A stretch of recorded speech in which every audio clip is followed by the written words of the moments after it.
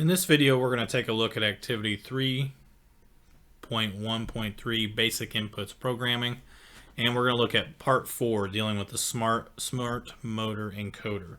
And with this, they're going to provide a pseudocode. We want to turn on the left motor at 20% until it spins forward for 180 degrees, and then turn the left motor off. So if you scroll down here a little bit, we have an example code that we can go ahead and build off of. So if I move in the VEX code, right now I still have part 3 open, and what I'm going to do before I get started on part 4, I'm not going to mess with any of the code from part 3.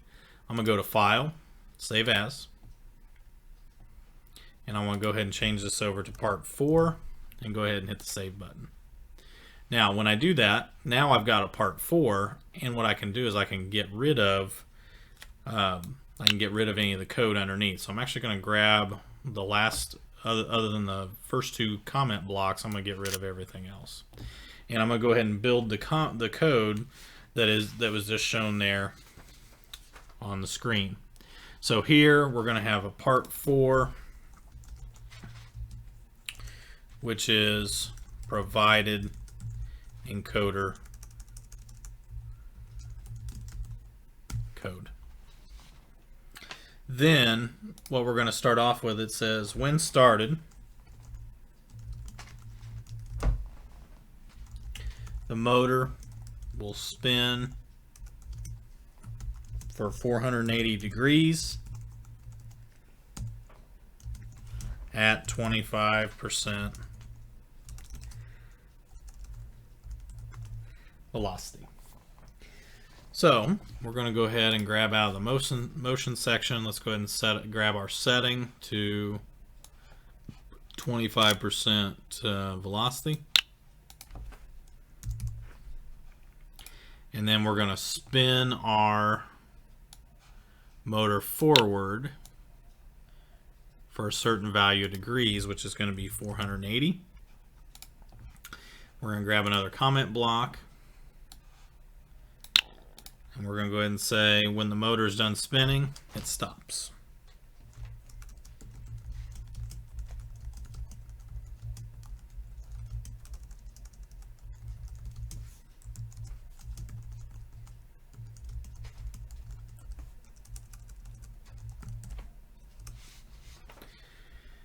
And then I can go ahead and grab a wait until statement. And then in the sensing, we can look and see there's some, is left motor done? So meaning, is it done running through however many we have? So then we can grab a stop motor, and there's our program. So let's go ahead and download and run this program to see what behaviors we get.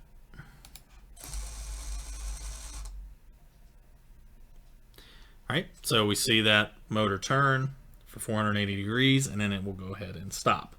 Now, in the rest of the activity, they also want to show us that in the spin forward block, we can also change from degrees to number of turns. So there's 480 degrees we want to move. Their one full turn is 360 degrees. So if I take 480 divided by 360, I need to go through and calculate how many turns that I have. So I'm going to go ahead and change over to turns, and that's going to be 1.33 turns that we want to generate. So let's go ahead and download the program now that we made some changes, and we'll see if we get about the same result. And we pretty much did. So that allows us to go through and see what kind of changes that we can make. Now, as we move forward, they want us to turn on both motors at 25% until it spins forward for 180 degrees. Turn on both motors in reverse for another 3.5 rotations of the encoder have passed, and then we want to go ahead and turn off both of the motors. So in the additional information, they kind of give us a little bit of a hint that your left and right motors should spin and turn at the same time, and what we probably want to do is use the broadcast blocks that we had from before. So if I go ahead and in this case, I usually go through and just utilize what code or anything like that, since this is kind of given to us here. I'm going to go ahead and get rid of this particular code, or I mean kind of unattach it from the when started. I'm going to throw it over here because we're probably going to have a very similar kind of setup. But I'm going to go ahead and go to events, and I'm going to go down to broadcast, and maybe under this, my motor motion, which came from activity 3.1.2, is still there. So I'm going to go ahead and broadcast, and when I do that, I'm going to grab another event handler that says when I receive message 1 or when I receive motor motion, then I'm going to go ahead and start doing some of these things. I'm going to go ahead and zoom out here just a little bit, so then that way we can see some of that. So I'm going to go ahead and do this for the left motion that I have going on the left motor. So it's still going to go through for part 4. We're going to go ahead and call this part 4. This is the left encoder code. And for the most part, these two actions are going to stay the same, except for, we're going to say, all right, well, let's go ahead and I'm going to go ahead and grab this wait until, kind of drag it over. I'm going to duplicate it. And after we've gone through and we've run these two motors, I'm going to say, well, is the left motor done? And then we're going to spin it for an additional 3.5 turns. So I'm going to go ahead and grab this portion. We do want to make some changes, 480 degrees. And then they say we want to go ahead and spin it for an additional 3.5 turns. And then we're going to ask, all right, do we have a wait until? Is the left motor done? And then we're going to stop the motor. So that's kind of the code that we're going to work from. And then what we're going to see is we're going to do the exact same thing with the right motor. So I'm going to get rid of this stop motor section. And in order to do this here, let me kind of move this video.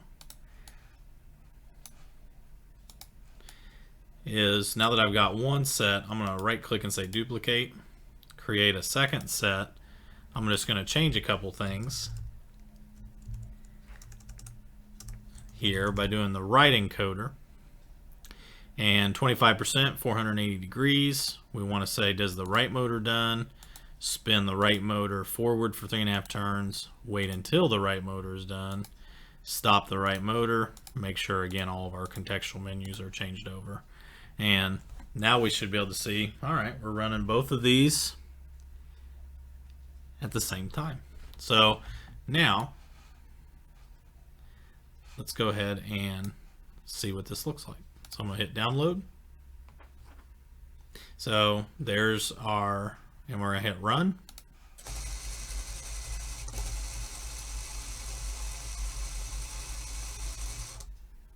And there both of our motors turn, going for a certain amount of degrees or turns, now that because they have a built-in encoder inside of the motors. So this will finish up activity 3.1.3 basic inputs programming part 4. And what we can do now is, once we are done, and we'll go ahead and hit the stop button, you can share this program. And this will be part 4.